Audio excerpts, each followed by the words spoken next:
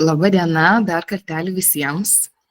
Aš esu Sandra Kulpavičiūtė, PHH Group Marketplace komunikacijos vadovė ir šiandien ketinu Jums pristatyti mūsų eksporto galimybės pasitelkiant į pagalbą Marketplace'us. Tai noriu padėkoti, kad prisijungėt, kad registravotės, kad susidomėjot. Taip pat labai dėkoju inovacijų agentūrai už galimybę kartu bendradarbiauti ir išplėsti žinančių, suprantančių apie Marketplace'us visą ratą. Ir iš tikrųjų iš karto noriu pasitikrinti, kaip jūs nusiteikę šiandienos susitikimui ir ar esat linkę bendrauti. Tai sakykit, nežinau, įsijunkit mikrofoną trumpam ir ar jūs jau prekiaujate Marketplace'uose? Žinot, pabandykim. Nes jei jūs nekalbėsite, tai galim labai greitai čia baigti susitikimą. Sveiki, laba diena. Ir tik noriu pasakyti, kad yra ir neprekiaujančių. Tai vienas yra tikrai neprekiaujantis, tik planuojantis. Dar vienas irgi yra. Nu, puiku. Marketplace'as toks girdėtas žodis kontekste suprantamas, bet realiai nelabai naudotina, teisingai? Tikrai taip.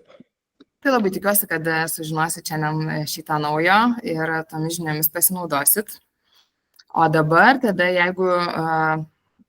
jeigu taip, tai bandom judėti į priekį, mikrofonus išsijungiam, nebent norite paklausti. Tai jeigu kils klausimų, šiaip rekomenduočiau rašyti į komentarų skiltį ir mes dienos viso šito seminaro eigoje susirašysim ir pabaigoje į tuos klausimus atsakysim. Bet jeigu jau matysit, kad kažkas labai kirba, tai drąsiai galite klausti ir kol aš kalbėsiu, bandysim bendrauti, nes toks mūsų šiandienos tikslas ir yra. Tai dabar sakykit, ką jūs matote šioje skaidrėje? Žemėlapis, ar ne? Ir atkreipkite dėmesį, kad šitam žemėlapį yra labai aiškiai atskirtos religinės zonos.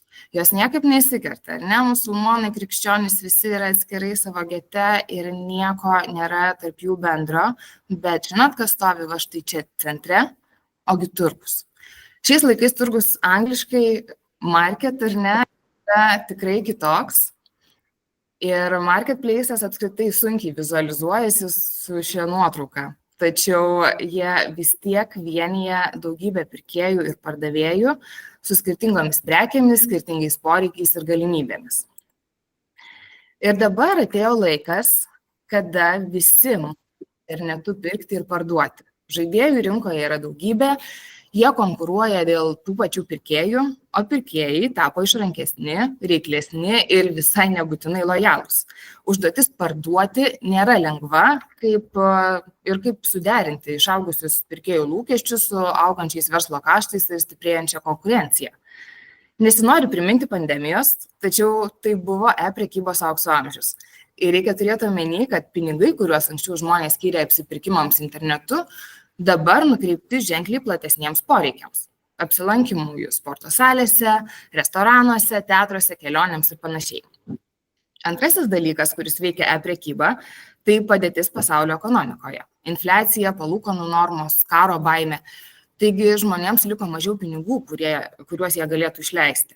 Ir visa tai apsunkino rinkos augimą. Ką dar reikėtų pažymėti, tai kad vartotojai tapo reiklesni.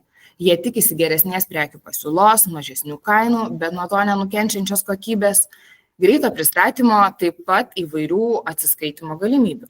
Tai savo ruožtu reiškia, kad įmonės ieško būdų tapti efektyvesnėmis. Tačiau tai toli gražu nėra lengva, nes padidėjo visos išlaidos – darbo jėgos, degalų, logistikos ir kitos sąnaudos. Atitinkamai tai labai paveikia prekybos pelningumą, todėl daugeliui tenka galvoti, kaip suderinti vartotojų ir verslo interesus. Jeigu jūs prekiaujate tik Lietuvoje, tai jūsų rinka yra maksimum 3 milijonai pirkėjų, o tikslinė auditorija dar gerokai mažesnė. Tad jei norite padidinti pardavimus, turite apsvarstyti plėtros galimybės. Tai kokią naudą galite gauti iš prekybos užsienyje? Padidėjus potencialių pirkėjų rinkai natūraliai išauga pardavimai. Juk ne veltui didesnėse valstybėse atrodo parduoti gali bet ką, nes net ir nišinis produktas yra savo pirkėją, kai tų pirkėjų nors vežimų veža. Produktų spektras gali būti labai platus ir jei Lietuvoje jūsų produktai nėra labai paklausus, kitose šalyse pirkėjai tikrai gali jais susidomėti. Dar vienas pliusas – skirtingi pajamų šaltiniai. Nebūtinai jūs tada būsite priklausomi nuo vienos rinkos pokyčių. Ypatingai tada, jeigu prekiaujate ne vienoje, ne dviejose, o keliose skirtingose rinkose. Jeigu dar vis jums kirba neramumas, pirmiesiams žingsniams verta pradėti nuo artimesnių rinkų, nes ten pirkėjų įpročiai ir prekių paklausa yra panašesni, tad pardavėjams paprasčiau tai perprasti ir prisitaikyti. O mažesni marketplace'ai turi aiškesnius procesus, procedūras ir operacijas, jos lengviau suvaldomas ir gaunate daugiau dėmesio bandant apsiprasti. Yra įvairių būdų prekiauti užsienyje. Atsidaryti fizinės parduotuvės, atidaryti elektroninės parduotuvės, lokalizuoti savo turimą e-parduotuvę ar dirbti su partneriais ir taip toliau, daugybė. Bet visa tai paprastai reikalauja nemažai finansinių išteklių ir svarbiausia, daug jūsų brangaus laiko. Vienas iš galimų sprendimų, kurį šiandien plačiau ir aptarsim, yra prekyba marketplace'uose. Daugelis turbūt girdėjote apie tokius marketplace'us kaip Amazon, eBay ir panašiai, bet jų yra ženkliai daugiau. Rumunija turi eMag, Nyderlanduose numeris 1 yra bol.com, o Lenkijoje Allegro. Tai kodėl patrauklu tuose marketplace'uose prekiauti? Tai mažiau investicijų, mažiau laiko sąnaudų, prekybai paruošta yra visa sistema ir galima pasiekti daugybę pirkėjų. Taip pat prognozuojamos labai šviesios perspektyvos marketplace'ams. Kad ir kaip norėtume, ar būtume pasikaustę patirtimi bei teisingų įžvalgų istoriją, yra dalykų, kurių numatyti negalime. Nepaisant to, kad 2023 metai marketplace'ams buvo ženkliai lėtesni nei COVID laikais, kas yra absoliučiai logiška, tačiau prognozės tikrai nuo to nesuprastėjo. Ir toliau yra prognozuojama, kad per ateinančius 5 metus pardavimai iš marketplace'ų sudarys didžiausią ir sparčiausiai augantį mažmeninės prekybos kanalą visame pasaulyje. Jau turbūt tikrai esate girdėję, kad ateities parduotuvės bus tik online, o fizinės virs showroomais, tik prekių apžiūrėjimų ir užsisakymų iš anksto. Tikiu atkreipę dėmesį, kiek ypatingai drabužių parduotuvės, investuoja į produktų aprašymus ir kuria integracijas, kad apžiūrėdami drabužį kompiuterio ar telefono ekrane, įsikėlę savo figūros išmatavimus, jūs galite matyti, kaip tas rūbas atrodys jį įsigijus. Prie šio personifikavimo nemažai prisideda ir dirbtinio intelekto revoliucija. Dirbtinis intelektas tapo neatsiejama internetinės prekybos dalimi, nes jis padeda analizuoti vartotojų elgseną ir numatyti jų poreikius. Ši technologija leidžia ne tik efektyviau valdyti prekių rekomendacijas, bet ir automatizuoti klientų aptarnavimą, taikyti dinaminę kainodarą bei kurti personalizuotas reklamas. Dirbtinio intelekto sprendimai, tokie kaip pokalbių robotai, perima klientų aptarnavimą, sumažindami verslo kaštus ir pagreitindami atsakymų laiką. Jie gali atpažinti dažniausiai užduodamus klausimus, pateikti pirkėjui tinkamą informaciją ir netgi padėti išspręsti problemas be žmogaus įsikišimo. O šalia pokalbių robotų, dirbtinis intelektas naudojamas ir analizuojant klientų pirkimo istoriją ir pateikiant su jais asmenintas rekomendacijas. Pavyzdžiui, jeigu pirkėjas dažnai perka tam tikros kategorijos prekes, sistema gali jam pasiūlyti naujų produktų, kuriuos tikėtina jis įsigytų. Tokios rekomendacijos jau dabar generuoja didelę pardavimų dalį didžiosiuose prekybos platformose, tokiuose kaip Amazon ar Alibaba. Kas dar? Tai bendra pasaulinė tendencija yra auganti naudotų daiktų rinka. Tai glaudžiai susijęs su tvarumu. Ir tam augimui yra tiek erdvės, kad net patys Vinted atstovai dalinosi, jog naudotų daiktų ar drabužių rinkoje, kuri užima apie 20% visų pardavimų, jie dar nepasiekė 1%. Šiuolaikiniai vartotojai vis labiau susirūpinę tvarumu, o tai lemia jų pirkimo sprendimus. Tvarumas jau seniai nebeapsiriboja vien tvaria pakuotė. Tai požiūris apimantis atsakingą vartojimą, pakavimo procesus, produktų kilmę, gamybos metodus bei prekės ženklo sprendimus ir vertybės. Dabar vis daugiau pirkėjų yra pasirengę mokėti didesnę kainą už produktus, kuriuos supa tvari pakuotė, rinksis ekologiškus produktus bei atsižvelgs į tvarų pristatymo būdą ir jo poveikį aplinkai. Tai rodo sąmoningą vartotojų požiūrį, kuriame tvarumas tampa ne papildoma ypatybė, o būtina prekės ar paslaugos dalimi. Pakalbėkime apie socialinės platformas, kurios jau seniai tapo daugiau nei tik vieta bendrauti. Jos tampa ir e-prekybos centrais. Socialinė prekyba leidžia vartotojams įsigyti prekes tiesiogiai iš tokių platformų kaip Instagram, Facebook ar TikTok, nepaliekant programėlės. Tai ne tik sutrumpina pirkimo procesą, bet ir suteikia naujų galimybių prekių ženklams kurti glaudesnį ryšį su klientais. Daugelis internetinių parduotuvių vis dažniau investuoja į socialinės prekybos strategijas, kadangi žmonės yra linkę pasitikėti draugų, influencerių rekomendacijomis labiau nei tradicinė reklama. Tokios funkcijos kaip tiesioginės transliacijos su galimybė įsigyti prekę pat realiuoju laiku jau keičia vartotojų apsipirkimo įpročius. TikTok Shop, Instagram Checkout, Facebook Marketplace siūlo vis daugiau integracijų, leidžiančių verslams efektyviau pasiekti pirkėjus. Be to, socialinė prekyba suteikia galimybę mažoms įmonėms konkuruoti su didžiaisiais rinkos žaidėjais. Naudojant tikslinės reklamas ir bendradarbiaujant su nuomonės formuotojais galima pasiekti didelę auditoriją, neturint didelio reklamos biudžeto. Tai ypač svarbu naujiems verslams, kurie nori išsiskirti tarp daugybės internetinių parduotuvių. Dar trumpai apie pasiūlymų personalizaciją. Kai vartotojai vis dažniau tikisi, kad apsipirkimo patirtis bus pritaikyta būtent jiems. Personalizacija jau nėra vien tik papildoma funkcija, tai tampa būtinybė norint konkuruoti rinkoje.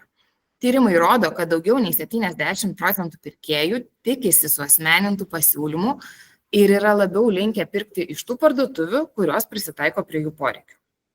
Personalizacija pasireiškia įvairiais būdais. Vienas iš efektyviausių metodų – individualiai pritaikytos prekių rekomendacijos.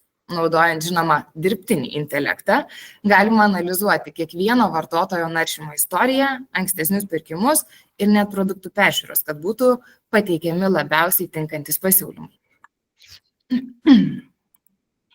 Stebint žmonių ar bent jau automobilių kiekius prie prekybos centrų, bei nemažėjant apsipirkimo internetu tempams, kyla klausimas, tai kas lemia žmonių apsipirkimą, pasirinkimą pirkti fizinėje ar internetinėje parduotuvėje. Nors duomenys panaudoti tyrimo atlikto apie Lietuvos pirkėjus, bet dėl rinkų panašumo galime drąsiai sakyti, kad jie tinka kalbant ir apie kitas šalis. Tai Lietuvos interneto vartotojai teigia, kad labiausiai pirkti internetu juos motyvuoja, akivaizdu, geresnės kainos nei fizinėse parduotuvėse, tai, kad internetinės parduotuvės visada dirba, juose galima rasti didesnį prekių pasirinkimą nei fizinėse parduotuvėse ir tai, kad apsiperkant internetu galima įsigyti prekių, kurios nėra prieinamos ten, kur respondentai gyvena. Kas trukdo arba yra kliūtis perkant internetu, informacijos trūkumas apie produktą, atsiskaitimo būdus ir panašiai, klaidinanti informacija apie produktą, galutinė kaina bei per ilgai trunkantis pristatymas.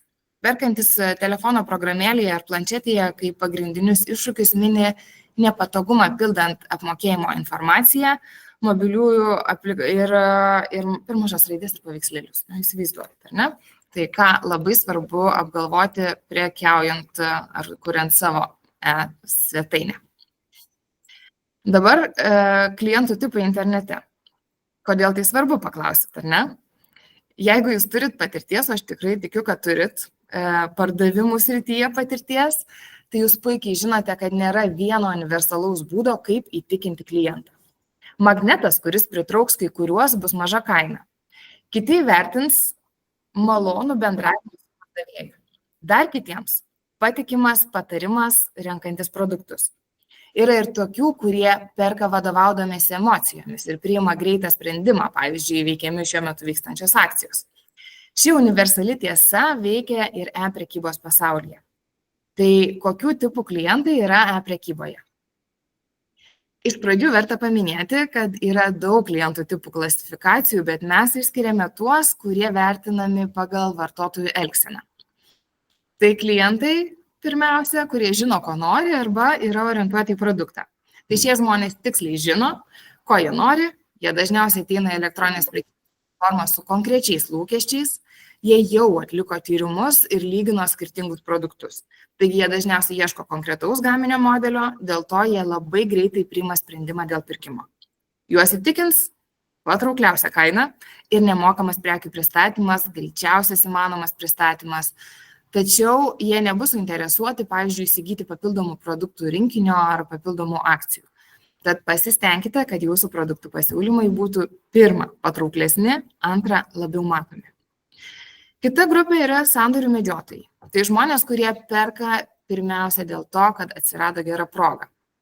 Juos žinoma įtikins didelės nuolaidos, ypač, bet ne tik, jie pasiduoda didelėms reklaminėms kampanijoms, tokioms kaip Juodasis penktadienis. Galimybė įsigyti pigesnį gaminių komplektą arba daug tos pačios prekės vienetų.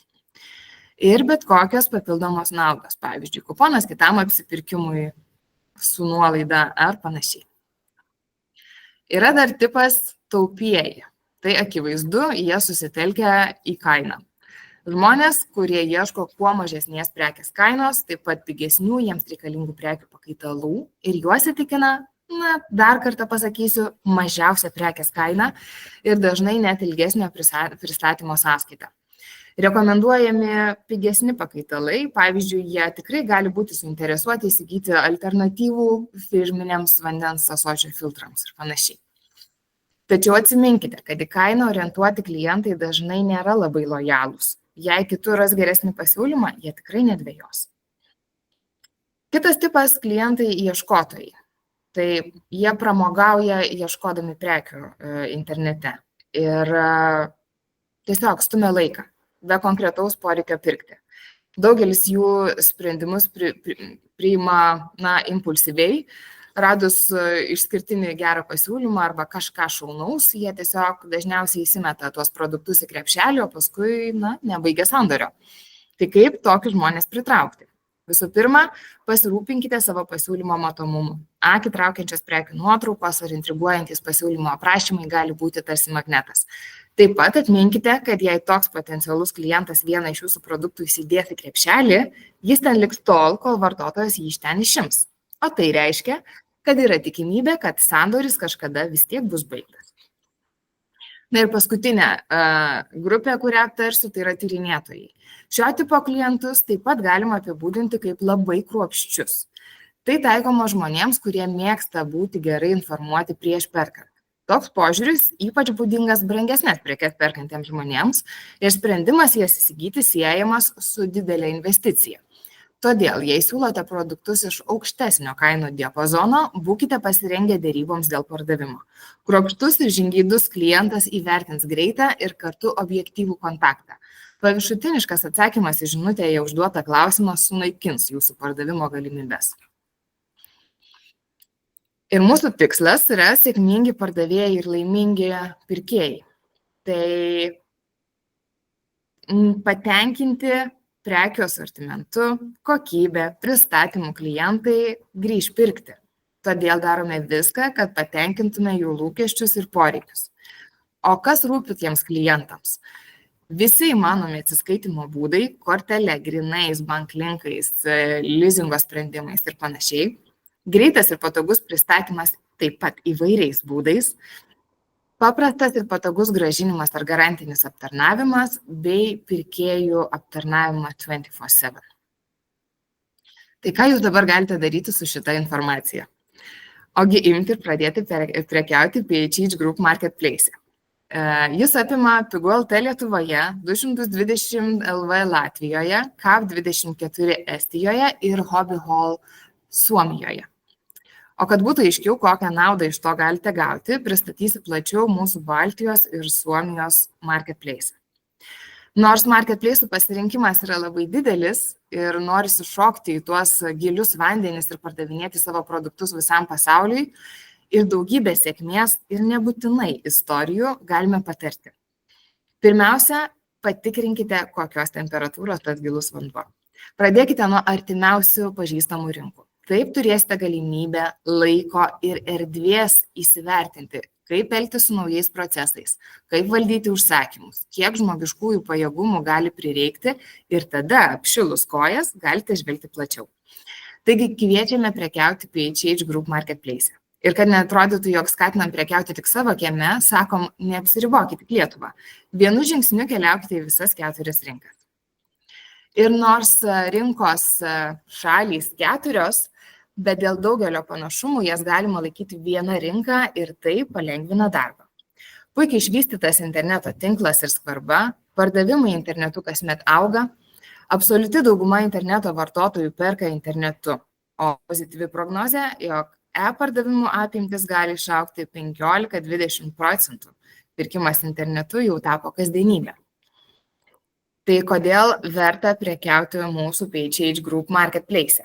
Pagrindinis privalumas – galimybės parduoti. Mūsų prekių ženklai geriausiai žinomi ir labiausiai lankomi, nes į pirkėjų pritraukimą investuojame itin daug. Tad čia visada garantuotas pirkėjų srautas. Kasmet auga Marketplace užsakymų skaičius ir pardavimų apimtis. Ir kol kas čia nėra tokia didelė konkurencija lyginant su Allegro ar kitais marketplace'ais. O dar kur pagalba pardavėjams vietinė kalba. Tai juk didžiulis privalumas. Šioje skaidrėje matote palyginimą šių užpernai ir pernai metų. Kaip matote, augimas yra sulėtėjęs, jau kaip ir minėjau pandemijos metu, tačiau Marketplace'as ir toliau didina tiek užsakymų skaičių, tiek pajamas. Populiariausios kategorijos, lyginant 2023 ir 2024 metus, iš principo nesikeitė, keitėsi tik jų eiliškumas. O tai yra baldai, sporto laisvalaikio turizmo prekės, smulkūs buitiniai prietaisai, žaislai ir mados prekės. Baltijos šalių pirkėjai turbūt kaip ir kiekvienas savo žinom, tikisi geros kainos, pristatymo, greito ir nesudėtingo bei nemokamo grąžinimo ar garantinio aptarnavimo. Suomijoje Marketplace'as buvo paleistas 2023 metų birželį ir lyginant metus su metais rezultatai augo ne procentais, o kartais, kas rodo tikrai atvirą nišą potencialo išnaudojimui. Ir šiek tiek statistikos įkvėpimui. Ar jūs žinojate, kad Suomiai turi 2 milijonus naminių gyvūnų, 500 000 vasarnamių ir net 3 milijonus pirčių, kai gyventojų Suomijoje yra 5,6 milijono. Vadinasi, kas antra šeima turi savo pirtį. Tai rodo vieną dalyką, kad jie labai nemėgsta socializuotis. Kitą dalyką, kad yra tokia erdvė jūsų pardavimams, nes turbūt kiekvienas pardavėjas iškart suskaičiavo ir pagalvojo, kiek tiems vasarnaviams ir pirtims reikia užpildyti tiek namų apyvokos reikmenų, baldų, aksesuarų. Taip, kad pagalvokit ir pasinaudokit. Tačiau nepaisant to, kad Suomiai turi daug dalykų, turi didesnę perkamąją galią, jie nesišvaisto pinigais. Jie labai aktyviai naudojasi daugybę kainų palyginimo portalų. Lietuvoje nežinau, gal jūs žinote ir daugiau, bet man tai atrodo kaina 24, ten kažką galim palyginti porą portalų ir tiek žinių. Jie ten turi rinkas didžiulės, ir labai populiaru yra pasitikrinti kainas. Tai jie tikisi kainos adekvačios, o jei taip nebus, tai tikrai ras, kur geriau įsigyti ir iš jūsų nepirks. Taip, kad nepasiduokite tai bangai Suomijoje viskas brangiau. Gal ir brangiau, bet turi būti protingai. Kaip matote, populiariausios kategorijos Baltijos ir Suomijos rinkose yra tos pačios. Tačiau šiaurės šalyse daugiau žmonių renkasi sporto, laisvalaikio ir turizmo kategoriją, ypatingai Suomijai, nors mūsų pirkėjai Suomijoje yra vyresnio amžiaus nei kitų šalių klientai. O ateinančių metų tendencija, kad sezoninių šiuo metu sodo, daržo, turizmo, autoprekių, mados ir N18 prekių paklausa yra didesnė lyginant su pasiūla. Tad šių kategorijų pardavėjai tikrai turite daugybę potencialų.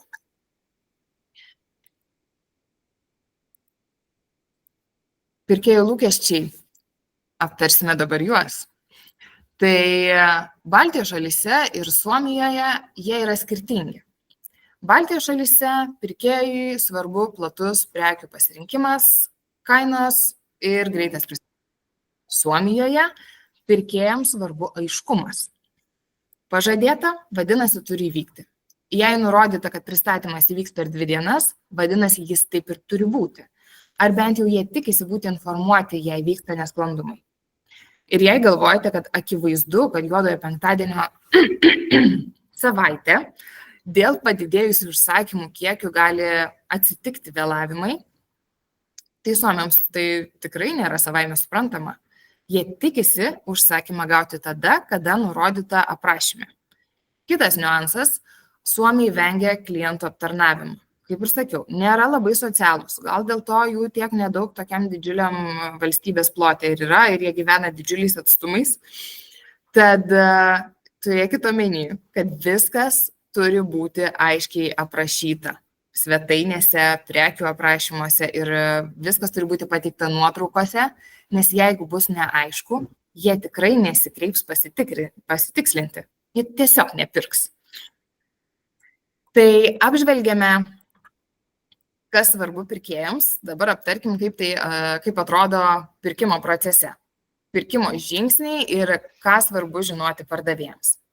Tai pirmiausia yra raktažodžiai. Jie turi būti pavadinime taiklūs, kad visi algoritmai surastų jūsų produktą.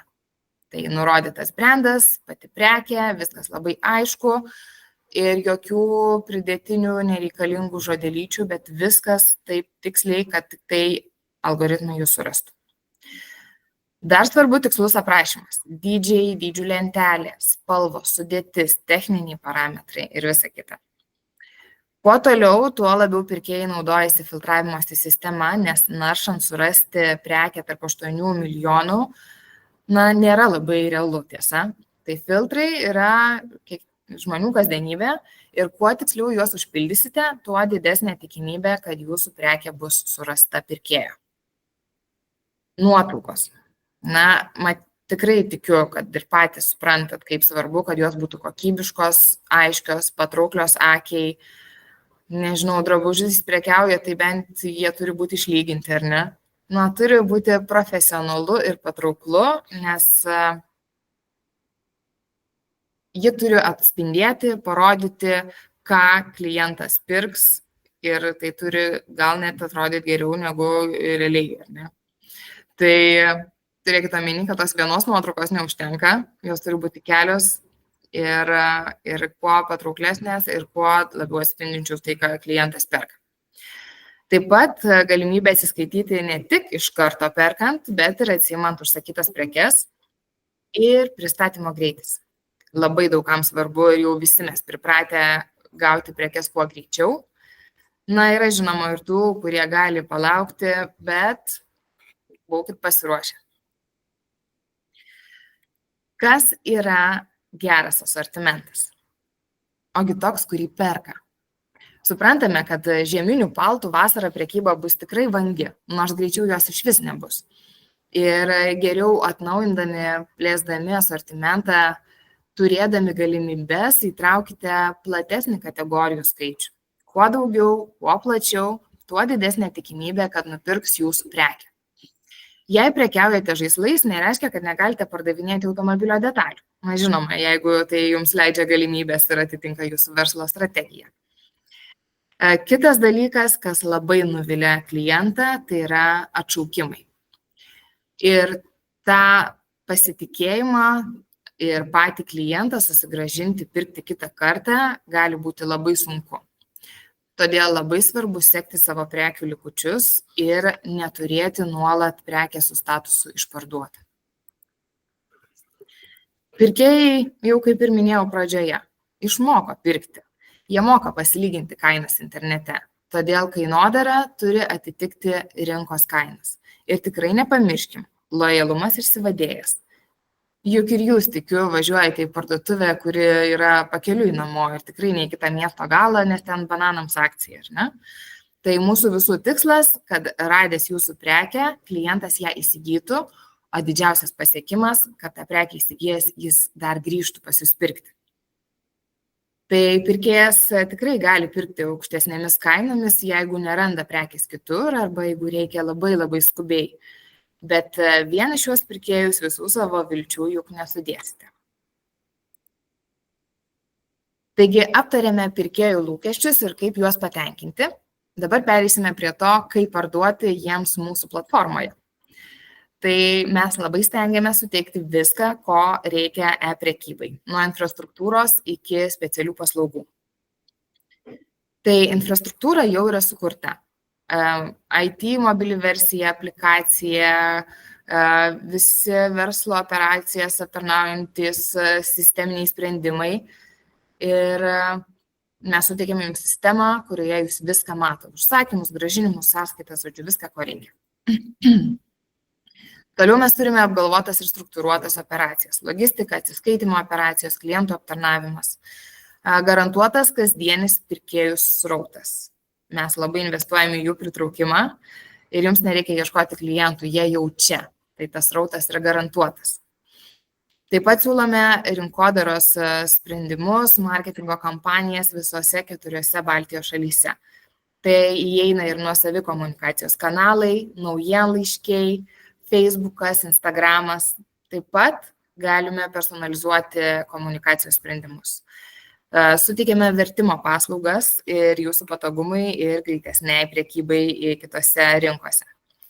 Taip pat galite pas mūsų pagalbą pasinaudoti finansavimo sprendimais. Ir lygiai taip pat neatsiejama ir labai svarbi dalis, tai yra pagalba pardavėjams pardavėjų akademijoje. Čia jūsų laukia instrukcijos, video įrašai ir visa reikalinga medžiaga sklandesniam darbui su mūsų sistema ir procesais. Nemažai klausimų kelinti logistika, tai mes turime 3 būdus. Vienas iš jų yra Fulfillment by Pigu, tai yra sandėliavimo paslauga, Courier Cross Dock, prekių pristatymas per kurjerį ir tiesioginis pristatymas klientui, kuriuo rūpinasi pats pardavėjas. Tai pirmiausia yra Courier Cross Dock ir kaip tai veikia. Tai jūs gaunate užsakymą, pagal jo lipduko duomenis matote, kuriam kurjeriui pristatyti užsakymą. Na, jeigu turite sutartį su kurjerių kompanija, tai tuomet pristatymus vežate jiems. O kurjeriai užsakymus nuveža klientams. Vienu metu kurjeriams galite pristatyti visus dienos užsakymus. Žinoma, priklausomai nuo jūsų užsakymų kiekio, bet tikrai tas yra labai patogu. Tik tiek, kad šis pristatymo būdas nėra tinkamas stambiagabaritėms prekiams ir atsižvelkit į kurjerių pateikiamus didžiausius leistinus pakuočių išmatavimus. Fulfillment by Pigu. Tai paslauga, kurią teikiant prekės saugomos mūsų sandėlyje Vilniuje, o visas jų užsakymų valdymas paliekamas mums. Tai prekės pristatomos mes prisiimame visą atsakomybę ir pasirūpiname jų saugojimu, o gavę užsakymą pakuote ir siuntų pristatymų pirkėjams. Kodėl verta naudoti šią paslaugą? Labai paprasta. Sutaupote laiko ir išlaidų, pristatymas tampa greitesnis ir netikėta, bet kai greitas pristatymas, tai yra padidėję pardavimai. Na ir paskutinis logistikos metodas, tai yra tiesioginis pristatymas, jisai pats save pavadinimu ir paaiškina, nėra logistikos tarpininko, jūs gaunate užsakymą, jūs jį pristatote klientui. Šis metodas rekomenduojamas prekiams, kurios yra stambiagabaritės, itin trapios, birios, lengvai užsiliepsnojančios, pavojingos, kenksmingos, ir žodžiu, tos, kurioms reikalingas specialus sandėliavimo režimas. Ką dar gaunate prekiaudami mūsų marketplace? Tai nemokamas reklaminės kampanijas. Tai yra mėnesinės reklamos skatinimo akcijos, kurios vykdomos taikant nuolaidas. Ir norėdami dalyvauti, jūs turite atitikti kiekvienai akcijai keliamus reikalavimus. Tai pardavėjas kas mėnesį gauna elektroniniu paštu, kampanijos kalendorių ir visą reikalingą informaciją. Ir mes tikrai aktyviai leidžiame reklamas, kad pritrauktume kuo daugiau pirkėjų. Tad įsivertinkite, kiek jums kainuotų reklamuoti savo e-parduotuvę. Tai reiškia, kad išlaidos būtų didžiulės ir nebūtinai atsiperkančios. Na, čia matote kelis reklamų pavyzdžius, į kuriuos tikrai tikiu jau esate atkreipę dėmesį, nes labai tikiuosi, kad ir jūs perkate Pigu.lt, bet nesiplėsiu daugiau, nes apie tai plačiau papasakos mano kolega ir šios srities ekspertas trečiame mūsų susitikime.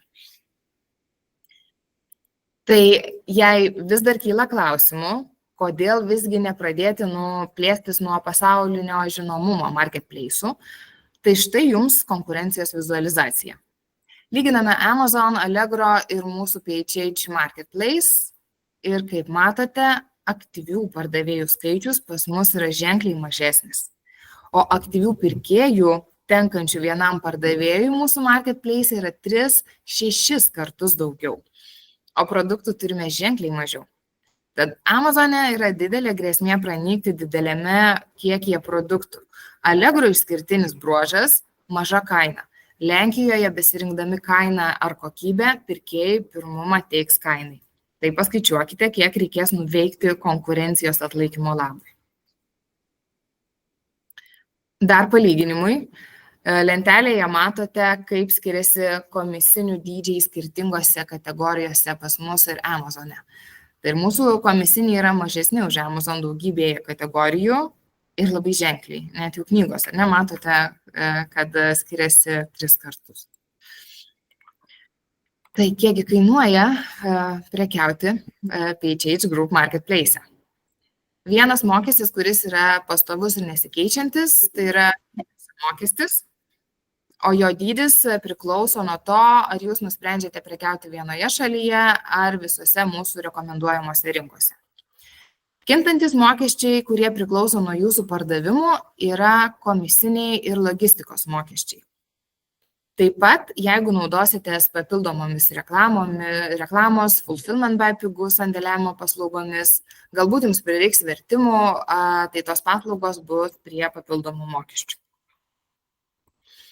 Ir naujausias mūsų indėlis į ilgalaikį bendradarbiavimą su pardavėjais, kurie tikrai dirba daug ir sėkmingai, mes sukūrėme VIP programą. Priklausomai nuo pasiekiamo GMV ir papildomų sąlygų tenkinimo, tokių kaip prekiavimas visose mūsų rinkose, fulfillment by Pigu paslaugų vystymas ir ilgalaikis augimas, pardavėjai gali atgauti iki 15% sumokėtų komisinių. Tuo pačiu šiems pardavėjams suteikiamas papildomas dėmesys, patarimai, kaip optimizuoti pardavimų strategijas, kaip plėsti asortimentą ir panašiai. Tai šiandien beveik tiek. Po savaitės tikiuosi jūs visus sutikti, o kad žinočiau, jog aktyviai klausėte, užduosiu namų darbų. Truksite vos kelias minutės, bet jas skirti privalu, norint pradėti mūsų bendradarbiavimą ir pasinaudoti visomis žiniomis, kuriomis aš ir mano kolegos dalinsime ateinančiuose seminaruose. Tai labai tikiu, kad dovanos registracija palengvins dar labiau. Neturime tokį šūkį, pasirašyk sutartį iki vasaros pradžios ir iki metų pabaigos prekiauk nemokamai. Tai skatiname nelaukti, klientų perpratimas, asortimento pritaikymas, sistemų ir operacijų įvaldymas užtruks. Prekyboje juk tikrai esate girdėję, praėjo kalėdos, laukiame kalėdų. Tai jau praktiškai pavasaris ir laikas tirpsta, kartu su sniegu bent jau Vilniuje. Tai užsiregistravę, parašykite man elektroninį laišką, kad galėtume matyti, jog atėjote iš inovacijų agentūros projektų. Jeigu susidursite su kokiais nesklandumais registruojantis ar šiaip kils klausimų, tai irgi galite parašyti man, aš paskutinėje skaidrėje parodysiu savo kontaktus. Dar tik ką noriu vieną dalyką paminėti, tai anonsą, skelbimai kitai savaitai. Kitą savaitę jūsų laukia informacija apie tai, kaip pasiruošti prekybai. Papasakosiu apie prekių sukėlimo būdus ir pasiūlymų paruošimą. Taip pat prie mūsų prisijungs Pigu.lt marketplace prekiaujantis pardavėjas. Jis pasidalins savo patirtimi nuo starto iki sėkmingų pardavimų užsienio rinkose. Papasakosiu, kokiais iššūkiais susidūrė ir kokias pamokas išmoko, bei patars, kaip organizuoti prekybą ir kokių klaidų nedaryti, bei ką svarbu atkreipti dėmesį. Tai šiandien tiek. Ačiū Jums už dėmesį.